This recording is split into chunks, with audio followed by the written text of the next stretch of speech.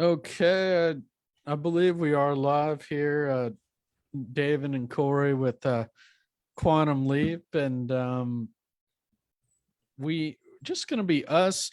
This first segment of Quantum Leap, I was scoping out some things with Corey, and first wanted to have Corey introduce himself, my co-host, who is recovering from a injury. Good to have you back, and then almost probably 80%, 90%. I know you're still on some painkillers, but how are you? You hanging in Hey, there? I'm doing good. Cory and I here, business coach with Take Wing Coaching. Yeah, I'm effective. My finger has a very strange contraption holding the bones kind of in full tension so that because of the way the joint was damaged or broken, the bones were broken. It needed to be set, pinned, and then they put little rubber bands to put tension on both sides so that the bones kind of like separate, but at the same time hold together. It's kind of weird how it all works, but it looks like Frankenfinger. I've got all kinds of metal sticking out of it, and then he wrapped it up. And I got about 10 more days of this, and then physical therapy. Yay! First time ever. So it's kind of my, foray. And those things on Facebook where it says like never have I ever. Well, now I've got the broken bone checked off. I'm almost done with those lists. Okay, well, good. You hardly missed any episodes too, so Yeah, just we're one. I was getting surgery. Yeah. yeah. Did you want to give a little check-in on things that you're getting back to today? I know we're going to talk about some of this stuff today as part of our program, but in terms of uh, new business stuff that you're working on, or just to check in. Yeah, I'm speaking to the Institute for Management Consultants next month. They have a monthly networking meeting that's actually open to all, and it's really great for anyone who consults to management, which basically means business owners, or consults to people who consult to management. And so we get a lot of kind of just varied B2B type professionals. And so I'll be speaking on, I'm calling it the 7 tools to gain powerful results in your consulting business. And I'm really excited about it. So I'm putting this together as a kind of an experiential and informative exercise. And it'll probably be one of the things that I can speak on around other places too. So yeah, I'm excited about that. How about you? Yeah. Well, I was happy to get out my first video segment last week called Limitless, of showcasing some of the work I'm doing with Don Wexler. I know Don was saying he wished I included some more studio footage, that it was a little bit too much sizzle, not quite enough of the actual studio stuff, which I appreciate. I mean, I'm kind of known for my sizzle reels, so to speak, but I can get carried away at times a little bit. But I think really video is a lot about sizzle. Right. But I do think there's a lot of substance and some of the things we talk about, and there's a place for that in marketing. That's why I kind of do the podcast to be substantive as well. I did have another little book of a new thing I started on the show last week, was actually recommending a book each time, or so I think that might be a nice thing. But I was going to flag this book. I don't know if you've read it, called The Success Principles. A little bit, yeah. The Jack Canfield, which is a very famous book. I want to thank a colleague of ours for recommending this.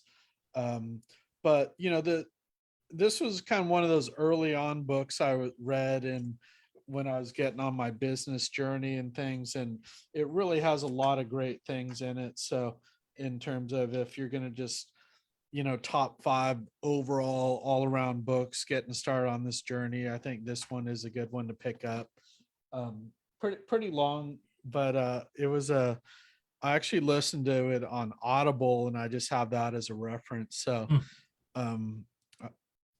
maybe next week surprise us with a book that you find interesting, because I just started doing that. I think it was something I wanted to add just to make this kind of educational show, which it is, but I think it's a nice little touch to comment on kind of what touches us out there in the book universe, so to speak, or Audible.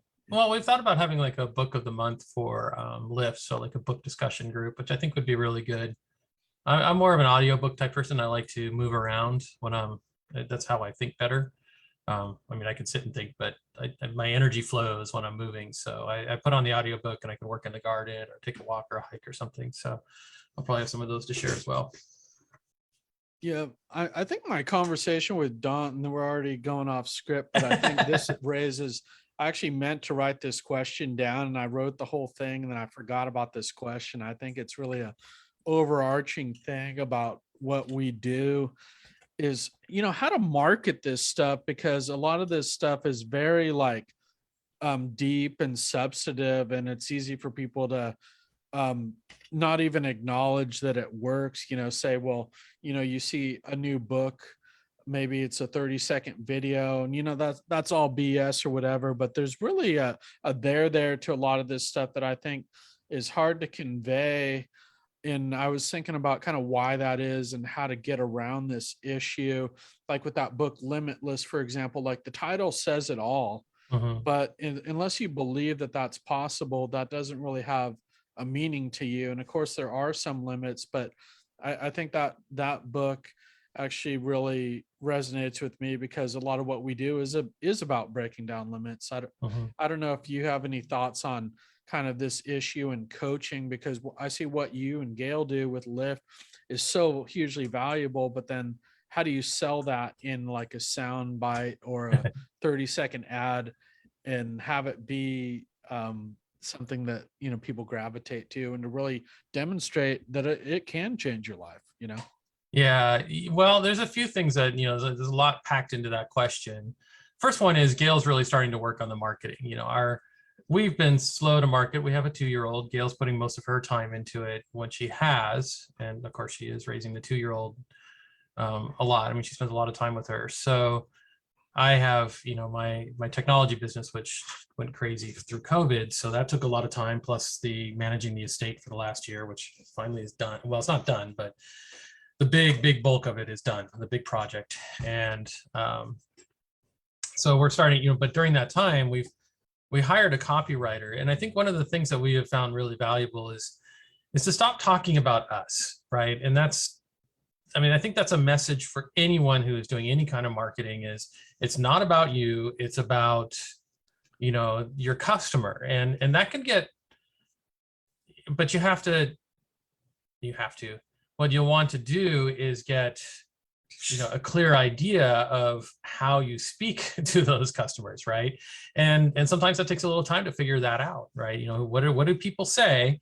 And then when that rolls back around, how do you express that to other people? So they're saying that same things to themselves. So a lot of what David says about Lyft and so on, we take that kind of stuff and bring it to our copywriter, and he says, okay, now you structure your message this way. So our website is changing to be more customer centric, right? And to maybe kind of tickle that that thought process. When somebody sees it, it's not like, hey, we're Cory and Gail and we're business coaches and we can help you get a return on business. Everyone says that, right? But it's more like, are you thinking this? Or we know that you're thinking this, right? And if somebody's actually thinking that, then they're like, yeah, they get me. And that's, so maybe then it is worth having a conversation. And I think that that's really where you're starting to see this kind of marketing and coaching and so on goes, because there's not any, there's, well, I was just talking to somebody this morning. It's something like 6 million coaches now on LinkedIn, which, seems like an insane number, but you realize that's worldwide. And we all have different, disciplines and different ways of doing things. But it's important that if you want to get your message out there, that it actually be very centered on the person that you want the message to reach. Yeah, that's an excellent point. And that's what I was actually going with that ad, is that my Limitless ad too, is I'm not talking to the whole universe. I'm just talking to that one client who's Right. going to love that thing Limitless, and they're going to Right. understand it, because that is already part of the journey that you have to be on to be good on video. So I'm not really reaching out to people who don't have an idea about the capability of video. They're going to have to have some idea about how this thing is really just exploding right now. And then you're speaking to that ideal client. And I think the best advice is to experiment, try different things, be different.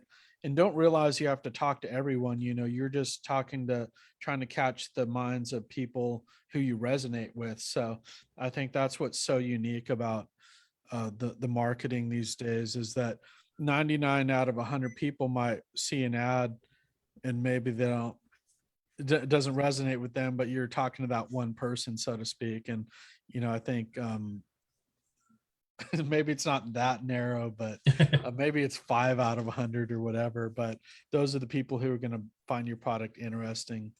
Yeah. Yeah. And catching people's eye, that can take, work. It's, I'm a computer guy, so I have a lot of information flowing at me, and that's the way I like to learn and the way I take things in. And so I have to remember that, a lot of people these days are working pretty much entirely off their phones, right? They're not spending time behind a screen like I am, surfing the net and studying things. And, even if I go through a LinkedIn profile, I'm seeing all kinds of stuff, but they're looking at a phone. So they're looking at these things just scrolling by, and the design is there. So how do you catch somebody's interest as they scroll through? Right? It's not going to be a static of a screen. They're kind of flipping through, and it's important to understand, so if I'm asking a question, can they process it within 3 seconds and get a yes, right? Because that's what it takes to get somebody to do something. And I don't know, I'm not an expert marketing person. There's probably statistics and everything else, but ultimately, and yeah, so try different messaging, right? Today I started talking about, I want business to be easy for people. And by easy, I don't mean that they don't work hard, they don't have, challenges, but that it feels easy, and it's, it brings joy, right? That this business brings joy to me, and I can have this lifestyle that, the business is easy because I have the lifestyle that I enjoy. I think my simple formula that I've came up that I think that works is really, you got to combine a powerful idea with a bright and shiny packaging, so and then boom, with some sound effects and other effects, and that's what catches people's attention. But Sure. because look at what we're kind of competing with out there in social media. A lot of it's these Instagram stars, and Grant Cardone, who has $1 million in cash stacked right in front of him, and if you want this, or he's jumping off of his jet, and a lot of people we're not those people, and that's fine, but that's kind of like what people are seeing out there, the noise, so to speak. So Yeah. And it can be a little bit of a struggle, because those, there was a talk about, I don't know, did we talk about this a couple of weeks ago? There was an article in, I don't know, Gail would know. She sent it to me. I don't remember exactly the magazine, but it was about a coaching school, and it is essentially about, life coaching, and it's just churning out more and more people at life coaching. And and they have these message like, you're going to make it, you can make $1 million, and here's our coaches who have done that. But that's like, 10, 15, 20 coaches out of thousands. And most people barely have a client.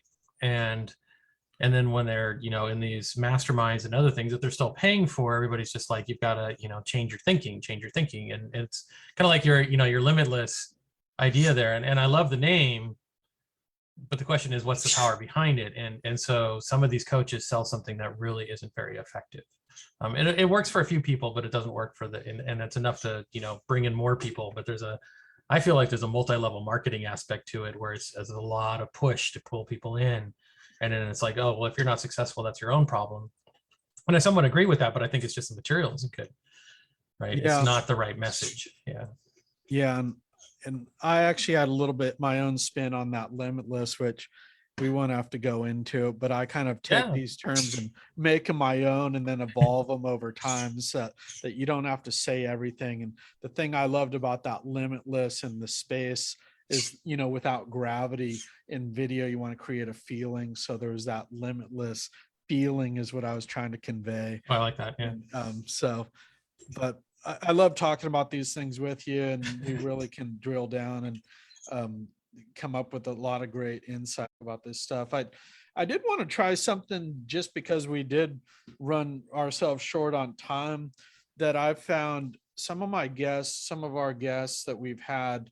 One I had on industry leader, who you weren't on with, but they almost address these things in as few words as possible. And I find that's effective because it makes it way shorter and you can get through way more material. So I think maybe since we're shorter on time, we try that with our script here today and Okay. make it be kind of like when Ivan's podcast, it's 10 minutes and we essentially have 10 minutes left. So I'll start, and I don't want to cut anything out, but let's just try to do a run and gun type Okay. with our That's good practice. program. Yeah. And I guess actually the first question's yours, so you're actually going to start. Yeah. All right. So David, I hear you're developing a new coaching program and it's aimed at emerging business leaders. You're providing them with tools they need to succeed. Gail and I are excited to partner with you on our Lift platform to provide a lot of that content. Could you tell us about the program and who it's for?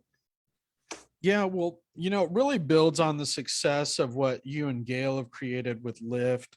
And, I have my industry leader program, which is about developing industry leaders, but I see most of the market, they're not at kind of the industry industry leader level yet, although they could be, but they don't know it. So it's really the same. It's really using Lyft to do kind of a guided version through Lyft. And we actually had a great seminar with you last week in the Lyft where I wrote out what the program's going to be. And it's really going to be for kind of up and comers to develop themselves on the path to industry leadership, but who don't really, in 6 months, aren't going to really probably see themselves as industry leaders, so to speak, but would have business success. And it's by using the things in Lyft essentially, and my own way of teaching some of those things just based on my own story and experience. So, and then the good thing is that they can join all the Lyft events as well and be kind of a part of our Lyft community. Nice. And I did get into that second part that I wanted to ask you about the Lyft coaching day last week. I realized you and Gail do all these great guided days about a business plan or about how to do things on Lyft. And you have this great way of getting people started. And that's what you did for me. Could you just tell us about that work day and, how you help Lyft members develop their own business plans? Yeah, we love doing this thing we call kind of like a get it done day. And it's business owners are alone and they want accountability. And one way to do that is to say, okay, everyone's going to come in at 9 a.m. or 10 a.m. They can set the schedule that they want to set, and they check in. And normally they would check in every hour to say, okay, I'm going to do this thing. And then at the end of the hour, I get it done. And we're slowly evolving this into including more accountability. Last week was maybe kind of a loose flow to just help people do things. But we also know that sometimes people want to come in and talk things out.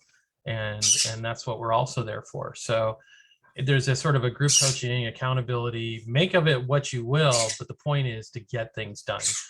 And if you're not sure what to get done, we can help with the focus on that too. Most people have a stack of things they've been procrastinating on. We actually do this every week. We have writing hours on Tuesday and Wednesday mornings too.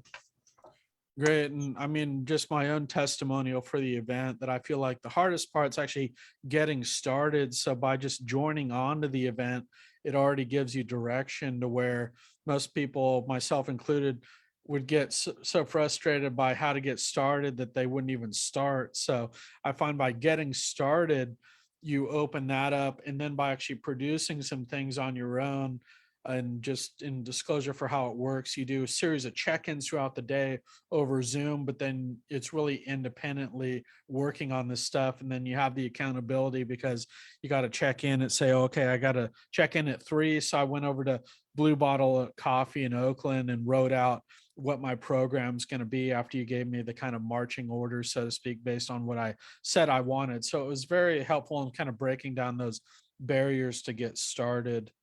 And I know you also do one on a business plan, which I know coming up on January here, everybody really needs to revamp their business plan.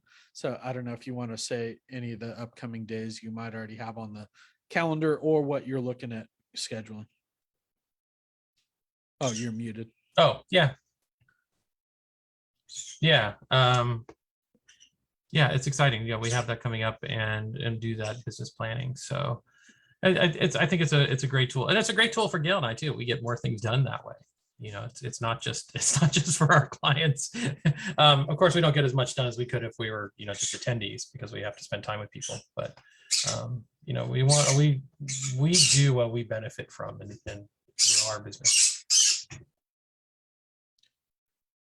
I'm gonna have you take the next question. Or we're on number 3 now.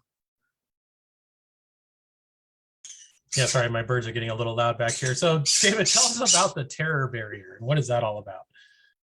Yeah, and this is one that's hard to be on a time limit. Not so I'll really just identify it and say why it's significant. But I think this is really the crux of any coaching program, and it's something.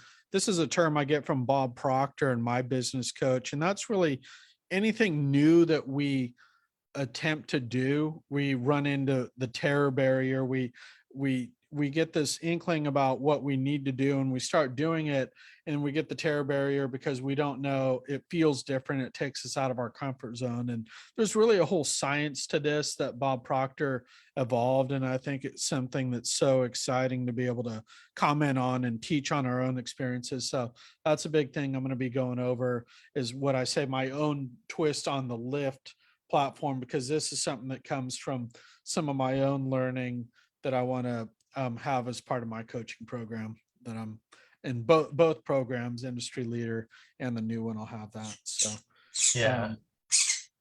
you know, I don't if you have any thoughts on the terror barrier. You know, I know a lot of, big thing. I've had a lot of paradigms around the same idea. You know, I've worked in this kind of that space for a long time, and I'm starting to move back into it because I realize I just need to do that. And I think that it makes sense. You know, it's good to have to take these kind of complicated ideas and turn them into fairly simplified terms, because it does make it easier for people. So there's another one I used to work with, is the Academy of Superheroes, and it just had a wonderful terminology around all the things that you're talking about. To get on your comfort zone, you know, we live in Smallville, we want to go to Metropolis. So the main thing is to expand, you know, Metropolis and shrink Smallville. But you know, all the effort that goes into it, and the self work and so on, it's a big part of that. So I think it's great that you're doing that, and it has a lot of value. But you're probably going to encounter your own terror barrier as you do it. I've been working on this, like I said, this mindset stuff, and every time I start to present it, I get that barrier. You know, like, why am I presenting this? But I realize that the knowledge that I have comes from very academic sources. You know, the stuff that people are talking about, I find amazing. It's fascinating in the results that you can get. But the way they talk about it, it's hard to understand. So we got to simplify it and bring it to the masses. So I think it's awesome.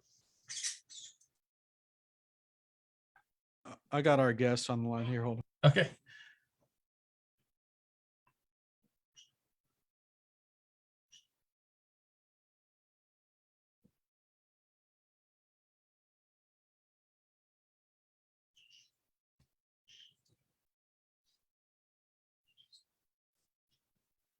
That was our guest coming up, Eric Harris, checking in. So I know we have he's probably going to be a little late. So um, well, good. I think that's something that, you know, I love to share and raise out with our lift folks, you know, and about what the terror barrier is, some things that I've learned, and I think that's make for a nice conversation. Too. Also, everybody's experience is a little different about how you work with it.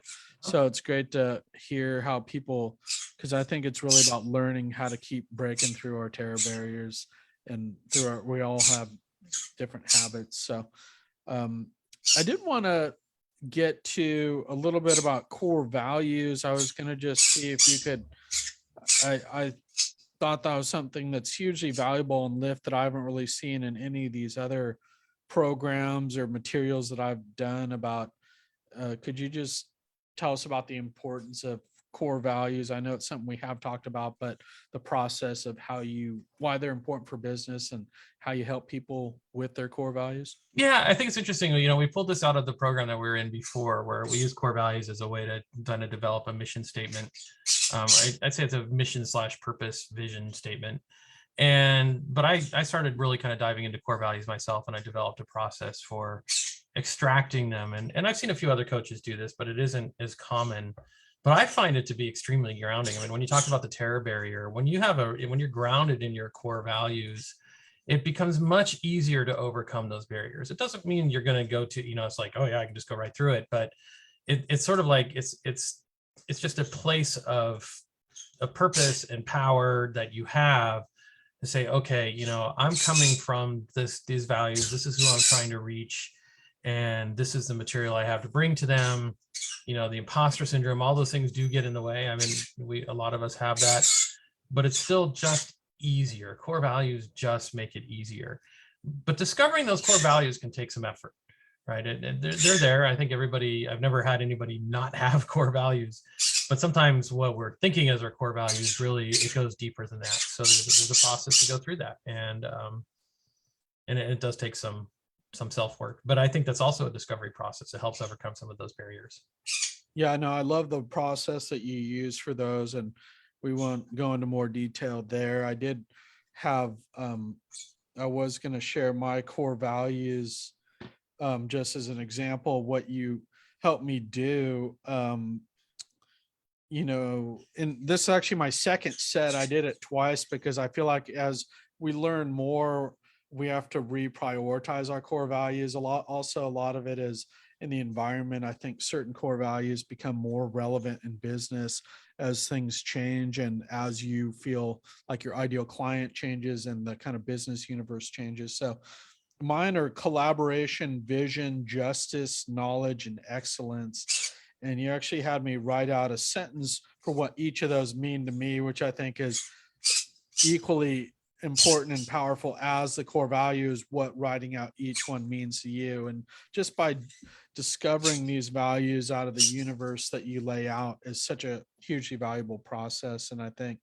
that I'll just leave it at those for now. And I did love this one on justice that I say, we believe in being honorable and just in all that we say and do. And I realize that that almost is almost biblical language, but I think that's such an important thing, especially right now in this day and age, to be, have a sense of justice. And I think a lot of people in our business networks and B&I really connect with that core value. I don't know if you wanted to say just briefly what your core values are and kind of what they mean for your business. Oh, you're muted. I know we don't have a whole lot of time, but Gail and I went through this process for our business. So, right, there's the business core values. I have my own, she has her own, and we kind of combine which ones meant the most to us that we could, we share in the business. And I don't have it. I don't think I have it up here. It is definitely on our webpage, so I have to bring that up. But, we had like curiosity, which was really about, challenging people's notions of things, challenging our own notions, and really getting curious about where these ideas come from, and again, that's like breaking down those terror barriers.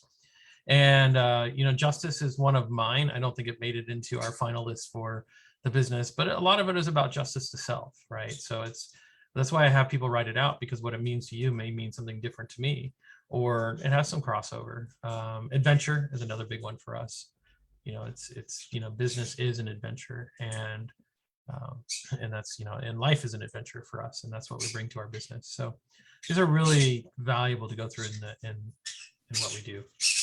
Okay. Well, I think we're going to leave it there because we're at time. Yeah. I want to let Eric in so we can get started, and we'll talk more about that soon. So great work. And we'll sign off for this first segment of Quantum Leap. Bye, everyone.